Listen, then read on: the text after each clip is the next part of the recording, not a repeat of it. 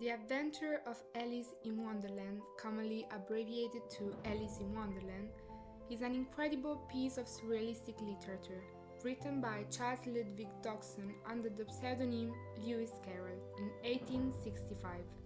The complexity of the original text, which is full of rhymes and hidden literary references that are difficult to translate into another language, makes it a very special children's book that is open to many different reading possibilities. In addition, Carroll, using his background as a mathematician, hides many mathematical games and puzzles between the lines, which add to the numerous readers that adorn the protagonist's fantastic adventures. In the opening scene of the film, next to Alice, who is sitting by a sister, runs a white rabbit, dressed in a jacket and a waistcoat, who keeps looking worriedly at his watch. Without thinking too much about it, Alice, following the rabbit, falls into the rabbit hole, entering an underworld of paradoxes. A multitude of doors appear in front of her, which she tries in vain to open, but apart from being locked, they are not the right size to go through. Determined not to give up easily, she sees on a small table, which had just appeared, a bright gold key and a small bottle with the words "Drink me" on it. The contents of the bottle make her shrink, but when she reaches the door, she realizes she has left the key on the table. After initial despair, Alice finds a small glass box under the table, with a pastry inside with the word "Eat me," which, however, makes her grow huge. In despair, the little girl breaks into tears, which, due to his sighs, flood the room. In the meantime, the white rabbit sees the young girl crying, and frightened runs away, dropping his white gloves and fan, concerned only about his punctuality.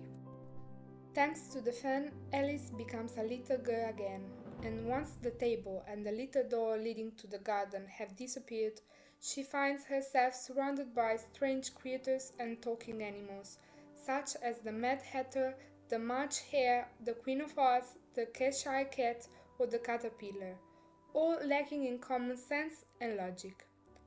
These characters question everything Alice does or says, but they themselves say and do bizarre and non-logical things.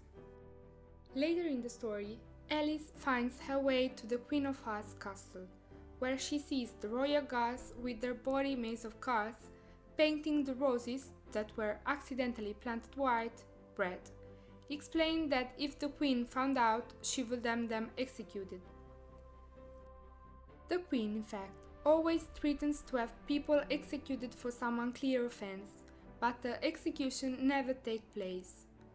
During one of these trials, in which the Knave of Hearts was accused of stealing the queen's tarts, Alice is called to testify, but realizing that what is happening was absurd, she rediscovers the right measure of reality. The story ends with Alice waking up in her sister's arms on her way home for tea time. The first adaptation was made in 1903 in England, using special effects that were truly astonishing for the time. The cast, mostly made up of children, closely replicated the illustration made for the first edition of Lewis Carroll's famous book, focusing more on the magic of the movement than on the originality of Alice's dialogues, which were portrayed in few posters. Since then, there have been many films dedicated to Wonderland.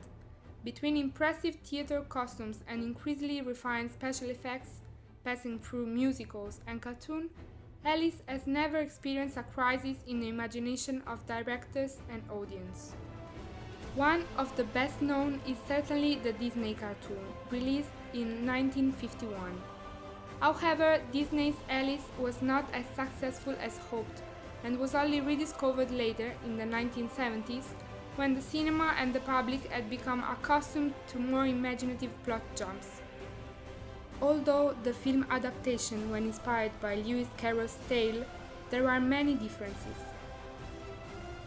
First of all, Disney decided to cut certain characters, such as the fake turtle and the Duchess, for time reasons. Although their presence is crucial in the book, They never appear in the film in any form.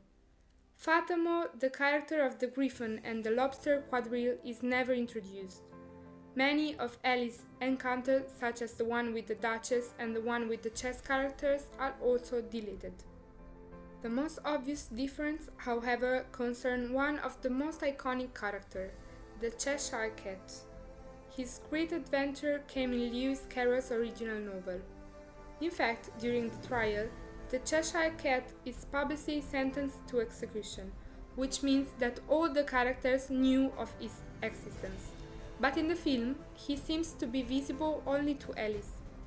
One of the strangest concepts comes from the book Through the Looking Glass and what Alice found in it.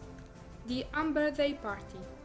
This is what the Mad Hatter, the March Hare and the Dormouse celebrate in the film.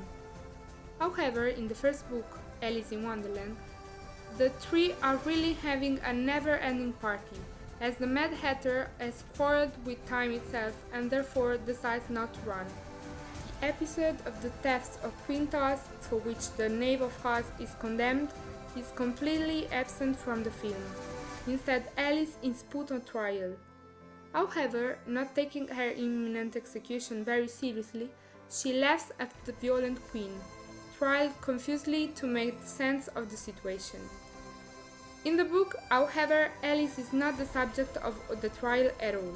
She simply watches as the Cheshire Cat is prepared for execution and the Knave of Hearts is the one actually tried. A further difference with the book is the character of the talking lock. In the book, Alice only managed to open the lock at the end of the story, gaining access to the garden of the Queen of Hearts. In the film adaptation, on the other hand, the door allows access to the forest, beginning the tale. Lastly, in the final part of the film, Alice is chased so far away that she ends up running into the sleeping version of herself, and wakes up with herself standing over her. In the book, however, Alice emerges from her dream with the cars turning into the leaves above her head, and her sister is with her. The turning point comes when her sister reveals that she has made the same dream. In conclusion, despite the many differences between the original tales and the later adaptations, we can definitely say that the modern adaptations have still managed to retain the original message, even if they distorted the narrative somewhat.